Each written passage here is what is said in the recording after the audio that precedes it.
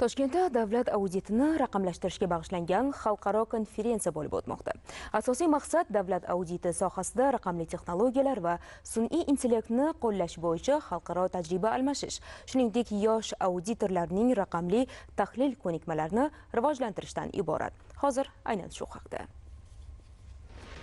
Mamlakatimiz rahbarining davlat moliyaviy nazorat tizimini takomillashtirishga qaratilgan muhim farmonlari asosida keyingi yillarda O'zbekistonda davlat tashqi auditi va moliyaviy nazorati tizimi tubdan transformatsiya qilindi. Bugun Hisob palatasi oddiy moliyaviy taftishchi rolidan yurtimizda amalga oshirilayotgan islohotlar samaradorligini baholovchi strategik tuzilmaga aylandi. U o'z faoliyatida ustuvorlikni nafaqat byudjet mablag'larining sarflanishiga, balki ularning ijtimoiy-iqtisodiy natijadorligiga ham qaratmoqda. Xalqaro konferensiya mavzusidan kelib chiqadigan bo'lsak, sohada amalga oshirilgan islohotlar Hisob palatasi faoliyatida raqamli hamda sun'iy intellekt texnologiyalarini joriy etish ishlarini yanada jadallashtirdi. Xususan, masofaviy audit axborot tizimi qisqa vaqt ichida davlat moliyaviy nazorati tizimining eng muhim infratuzilmalaridan biriga aylandi. Masofaviy audit tizimi 75 ta idoraning 259 ta ma'lumotlar bazasi bilan integratsiya qilingan. Xalqaro tadbirda 30 dan ortiq davlatning oliy audit organlari va nufuzli tashkilotlari vakillari ishtirok etmoqda.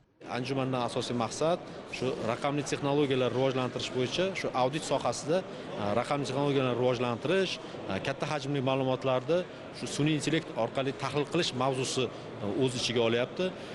Bu mavzuning dolzarbligi shundaki, yildan yilga byudjetda xarajatlari, daromadlari oshib ketyapti, lekin auditorlar soni ko'paygani yo'q. Buni yangicha yechimlar orqali tashkil etish zamon talabi bo'lib qolyapti. Raqamlashtirish, sun'iy intellekt aynan shu yechimni yechishi juda katta bir o'ziga xos bir platforma bo'lib qolyapti.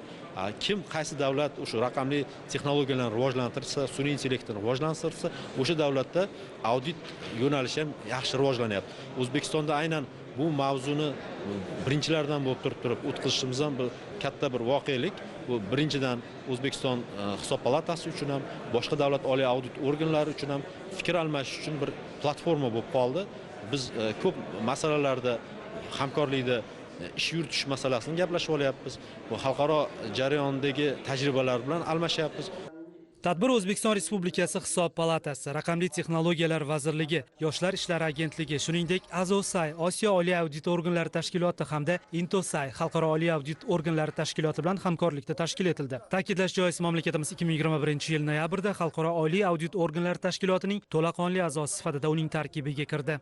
Bugungi kunda mana hammamizga ma'lumki, butun dunyoda ko'plab axborot tizimlarini integratsiya qilish orqali big data texnologiyalari, ya'ni bu yerda heterogen ma'lumotlar deymiz, turli xildagi ma'lumotlardan hosil qilib, o'sha big data texnologiyalar orqali tahlillarni amalga oshirish va aynan audit jarayonlarida mazkur tahlillarni amalga oshirish va undan tashqari o'sha sun'iy intellekt texnologiyalarini qo'llagan holda o'sha auditorlarga ko'makchi bo'lgan yechimlarni ishlab chiqish borasida ko'plab mamlakatlarda ishlar olib borilmoqda va bu borada ham O'zbekiston Respublikasi Hisob palatasi Intosay deymiz, o'sha xalqaro tashkiloti a'zo mamlakatlari ichida yetakchi davlatlardan hisoblanadi. Yana bir muhim jihat, O'zbekiston Respublikasi Hisob palatasi tarixida Azosay va Intosay bilan hamkorlikda bunday keng ko'lamli xalqaro formatdagi tadbir ilk bor o'tkazilmoqda. Unda davlat auditida raqamli transformatsiya, sun'iy intellekt texnologiyalarini joriy etish, davlat auditida katta hajmli ma'lumotlarni intellektual tahlil qilishda mavjud muammo va innovatsion yechimlar, masofaviy audit, avtomatlashtirilgan boshqaruv tizimlari va kiberxavfsizlik masalalari muhokamasiga bag'ishlangan turli sessiya va taqdimotlar o'tkazildi.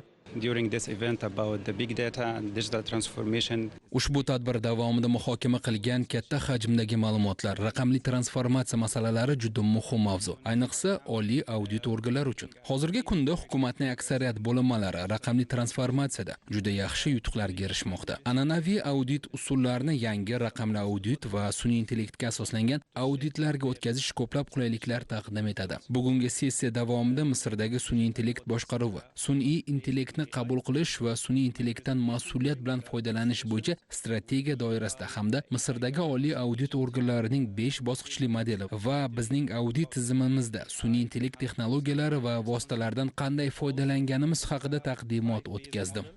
advances that the Uzbekistan State Audit Office is doing. O'zbekiston Hisob palatasi ma'lumotlar bilan ishlash va sun'iy intellektni joriy etish yo'lida olib borayotgan yutuqlar haqida bugungi tadbir davomida ko'plab axborotga ega bo'ldik va bundan juda xursandmiz. Menimcha biz bir-birimizdan o'rganadigan jihatlar ko'p. Kun tartibi juda muhim. Katta hajmdagi ma'lumotlar bilan ishlash, ularni intellektual tahlil qilish masalasiga oid muhokamalar juda qiziqarli kechmoqda.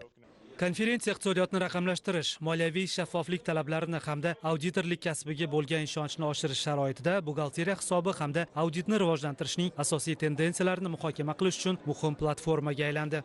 Как мы увидим, все организации государственного аудита идут. Guvohi bo'lyapmizki, davlat auditi tashkilotlari big data va sun'iy intellekt texnologiyalarini rivojlantirish sari bormoqda. Bu auditni samarali va tez o'tkazish imkonini beradi. O'zbekiston Hisob palatasi ham bu yo'nalishda muvaffaqiyatli qadamlar tashlamoqda. Masalan, masofaviy audit tizimi davlat moliyaviy nazorati tizimining eng muhim yo'nalishlaridan biri va u bir qancha qulayliklarni taqdim etmoqda. Juda ko'p davlat organlari mazkur tizimga integratsiya qilingan. Bu auditorlarga barcha ma'lumotlarni joyida tahlil qilish hamda mazkur tahlil asosida holatni to'laqonli baholash imkonini bermoqda. Sun'iy intellektual texnologiyalari bunga qo'shimcha sharoitlar yaratadi. Shu nuqtai nazardan bu mavzu har tomonlama muhokama qilinmoqda hamda biz o'zaro tajriba almashmoqdamiz. Konferensiya doirasida Hisob palatasi vakillarining Birlashgan Arab Amirliklari, Xitoy va Yaponiyadan tashrif buyurgan hamkasblar bilan ikki tomonlama uchrashuvlar ham bo'lib o'tdi. Ushbu uchrashuvlarda delegatsiyalar o'rtasida fikr almashish, tajriba almashish, xalqaro standartlarni joriy etish bo'yicha metodologiyalar hamda tashqi audit sohasida axborot texnologiyadan foydalanish, raqamlashtirish va sun'iy intellekt mexanizmlarini joriy etish bo'yicha fikr almashildi. Ushbu mamlakatlar bilan O'zbekiston Respublikasini davlatlararo munosabatlar yuqori darajada hisoblanadi. Hukumatlar o'rtasida ham ikki tomonlama munosabatlar yuqori darajaga o'rnatilgan. Shu qatorda so'nggi yillarda ushbu mamlakatlarning oliy audit organlari va O'zbekiston Respublikasi Hisob palatasi o'rtasidagi ham munosabatlar yangi bosqichga chiqdi. Tadbirning birinchi kuni yakunida ishtirokchilar poytaxtimizdagi muhtasham Islom sivilizatsiyasi markaziga tashrif buyurdilar. Eslatib o'tamiz, xalqaro anjuman 23 may kuni o'z ishini davom ettiradi.